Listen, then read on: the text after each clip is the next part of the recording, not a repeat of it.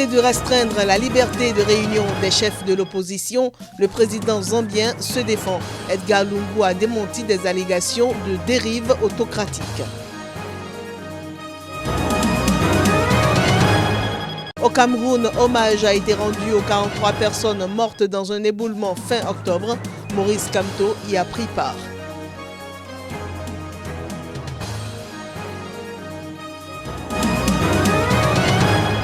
Rebondissement dans la crise en Bolivie, les forces de sécurité retirent leur soutien au président Evo Morales.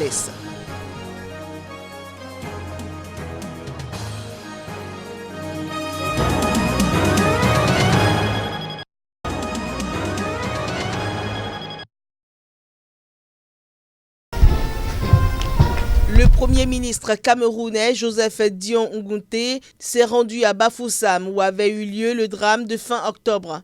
En effet, 43 personnes perdaient la vie dans un effondrement. L'autorité a procédé à une cérémonie d'hommage aux victimes. La douleur est toute vive dans le rang des proches. Oh, ça me fait mal parce qu'on n'était qu'à deux, moi et mon petit. Je me retrouve seule aujourd'hui. Ma fille est morte avec son mari et ses enfants et tous ses enfants. Depuis le jour-là, je n'ai jamais eu sommeil. Notons que le principal opposant récemment libéré y était aussi. C'est la première fois que Maurice Kamto participe à une cérémonie du gouvernement depuis l'élection présidentielle de 2018.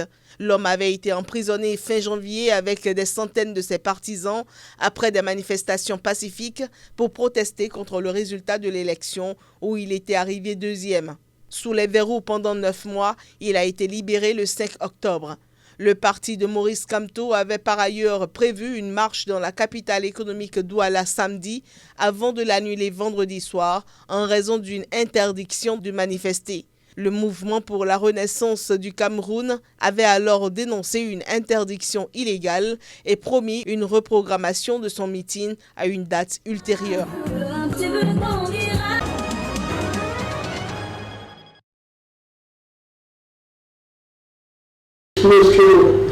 Le récent projet de réforme de la Constitution qui renforce considérablement les pouvoirs du chef de l'État zambien fait l'objet d'une vive controverse.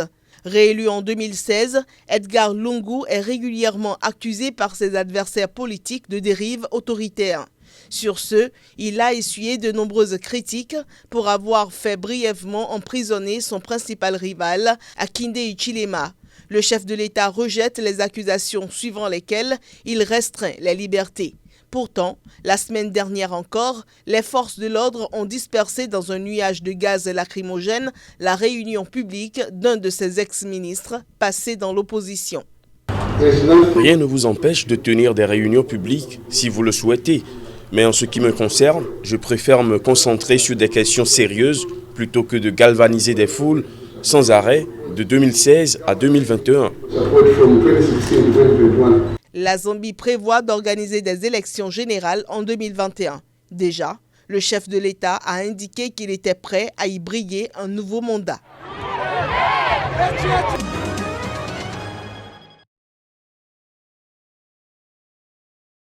Lors d'une conférence de presse vendredi, l'instance chargée des élections en Tunisie a annoncé les résultats définitifs des élections législatives du 6 octobre. Selon la Constitution, le président Kais Saied a une semaine à partir de l'annonce de ces résultats pour charger une personne désignée par Ennahda, arrivée en tête du scrutin, de constituer un gouvernement. Le parti doit donc proposer un chef de gouvernement d'ici le 15 novembre.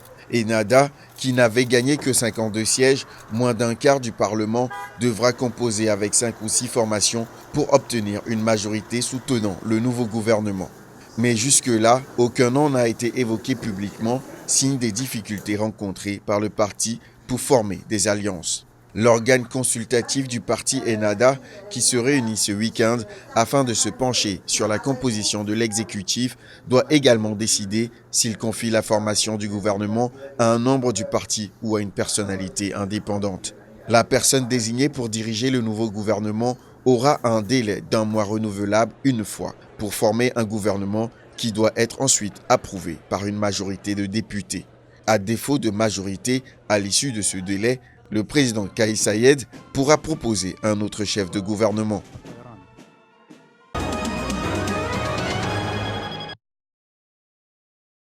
Après dépouillement vendredi de tous les bulletins placés jeudi dans les urnes, la coalition, l'Alliance Mauricien AM, de centre droit, composé du mouvement socialiste mauricien de Jugnote et du mouvement libérateur, obtient 38 sièges de députés, ce qui lui donne la majorité absolue à l'Assemblée nationale, fixée à 32 députés. J'ai reçu un mandat clair et net à lancer Jugnote devant ses partisans en liesse, rassemblés dans une école du quartier militaire, une ville de sa circonscription, dans le centre de l'île principale de ce pays, de l'océan Indien. Je serai toujours le Premier ministre de tous les Mauriciens. À travers l'île, et notamment dans la capitale Port-Louis, ses partisans, vêtus d'orange, la couleur de la coalition, sont descendus dans les rues pour célébrer sa victoire. Les leaders de la coalition de centre-gauche, de l'Alliance nationale, 14 députés, et du mouvement militant mauricien, 8 députés, ont eux concédé leur défaite. Je ne m'attendais pas à cette défaite, a déclaré Naven Ramgoolam, chef de file de l'Alliance nationale, qui n'a pas été élu dans sa propre circonscription, tandis que Paul Béranger, leader du MMM,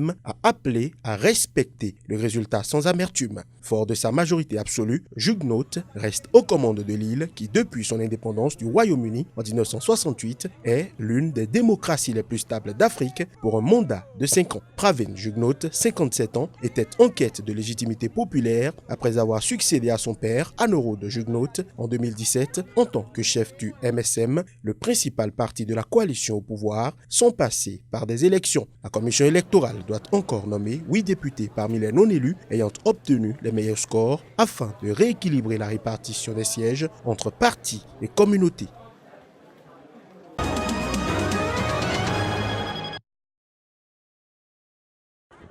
Les jeunes jouent au foot sur la plage du Lido à Mogadiscio. D'autres se retrouvent entre amis pour chanter et manger ensemble dans un parc.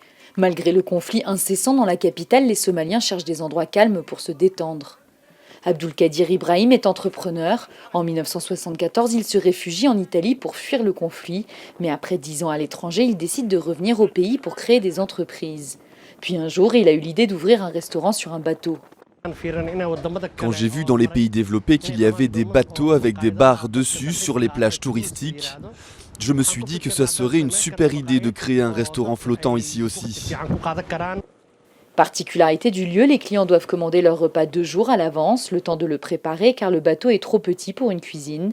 Plusieurs restaurants ont vu le jour sur la plage du Lido depuis que le groupe terroriste Al-Shabaab a été chassé de la ville par les soldats de l'Union africaine en 2011 et de nombreux Somaliens sont revenus au pays. Fadoumo vit en Angleterre, elle est venue rendre visite à sa famille pour les vacances. Elle découvre le lieu pour la première fois. C'est super comme endroit et on voit que le pays se développe. Comme vous pouvez le voir, nous passons beaucoup de temps sur le bateau et sur nos belles plages.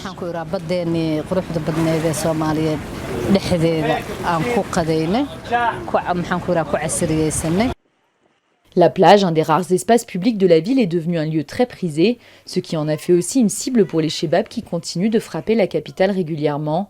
En 2016, l'attaque contre un restaurant du front de mer a fait 19 morts. Des endroits comme ce restaurant flottant redonnent espoir aux habitants. Mogadiscio est une ville résiliente, où les bâtiments détruits par les attentats suicides sont vite reconstruits. La jeunesse n'a peur de rien et vit en paix.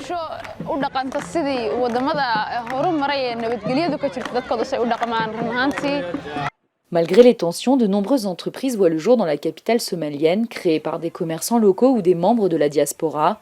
Le pays tente petit à petit de changer son image et cela fonctionne. Ces dernières années, de nombreuses compagnies aériennes étrangères ont commencé à proposer des vols vers la Somalie.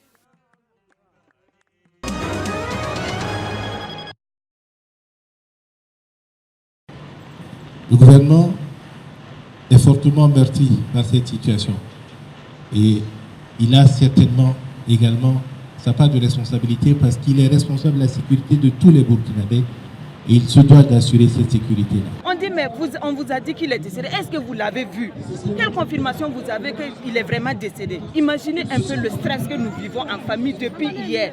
Personne n'a fermé l'œil. Hier toute la journée, il a fallu que nous apprenions ça par les donneurs d'alerte. Il a fallu qu'on apprenne ça par Omega. Le gouvernement a mis combien de temps avant de publier un communiqué par rapport à ce drame-là? Combien de temps ils ont mis avant de publier un communiqué? Il a fallu que la mine, c'est ma foi ou c'est quoi, depuis le Canada, qui a sorti une lettre officielle pour faire sortir ce bilan-là quand même. Pourquoi? Nous n'avons pas besoin de l'aide du gouvernement. Ce n'est pas des contractuels du gouvernement. Que le gouvernement reste en dehors. Parce que ce qu'ils peuvent pas, ils n'ont pas pu faire pour mettre en sécurité nos parents là. Pardon. Nous ne sommes pas contents de vous. Aujourd'hui, tout le monde a la mine serrée. Nous vivons avec les djihadistes là, tous les jours au village. La mort, ça ne nous dit plus rien. Donnez-nous les corps, nous allons partir enterrer. Depuis hier, presque 14 heures jusqu'à aujourd'hui, l'expertise n'est pas finie. Je me dis que c'est parce que ce sont des négros, des noirs. S'il y avait un seul blanc, à l'heure actuelle, des Canadiens avaient pris des avions pour être à Ouagadougou. Mais jusqu'à présent, nous on quitte le village, on dépasse les gens ici jusqu'à... Il n'y a rien.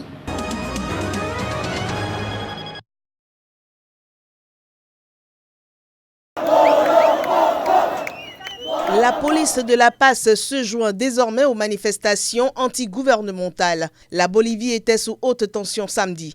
Les mutineries policières s'étendent et c'est dans ce méli-mélo que le parti au pouvoir a appelé les Boliviens à occuper les rues pour défendre la réélection contestée du président Evo Morales. Près de 3 semaines après le début des manifestations contre sa réélection, 3 unités de la police se sont d'abord mutinées vendredi dans 3 villes. Les hostilités se sont ensuite étendues aux autres régions du pays, à l'exception de celles de La Paz et de Pando. En outre, les policiers de l'unité des opérations de police tactique qui contrôlaient strictement l'accès à la place Murillo où se trouve le siège du gouvernement se sont retirés samedi en signe de soutien aux mutins.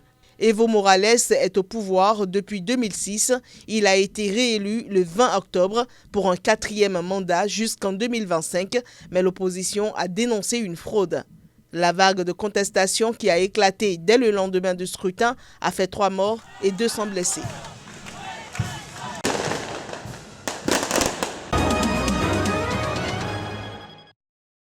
Porté sur les fonds baptismaux le 3 août dernier au terme d'une assemblée générale, l'Association des gestionnaires comptables et fiscalistes du Bénin, AGECOFIB, a officiellement lancé ses activités. C'était ce samedi 9 novembre 2019 à Cotonou. Nous avons essayé de définir notre champ d'application.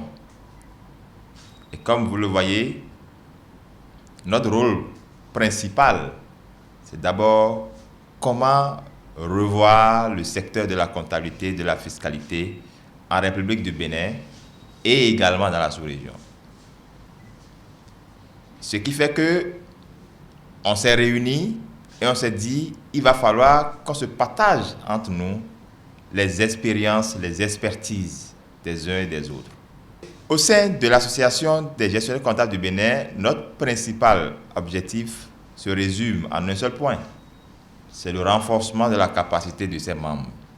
Pour atteindre cet objectif, le bureau de l'AGECOFIB, avec à sa tête Rodrigue Raoul Rustico, a dévoilé un plan de formation dont les thèmes sont choisis en fonction des difficultés rencontrées par les professionnels dans l'exercice de leurs fonctions.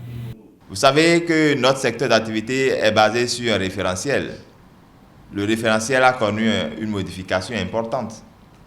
Et il est important déjà qu'on partage un peu ces modifications-là avec nos confrères, avec les amis, avec les membres. C'est le lieu également de lancer officiellement notre plan de formation 2019-2020, où chacun aura le calendrier déjà prédéfini avec les thématiques, avec les masses horaires. Le thème retenu pour le premier d'une série de modules de formation est intitulé « Calcul financier sous Excel, un levier opérationnel ». L'AGECOFIB a également pour but de créer un réseau des professionnels comptables et fiscalistes dans l'espace UEMOA.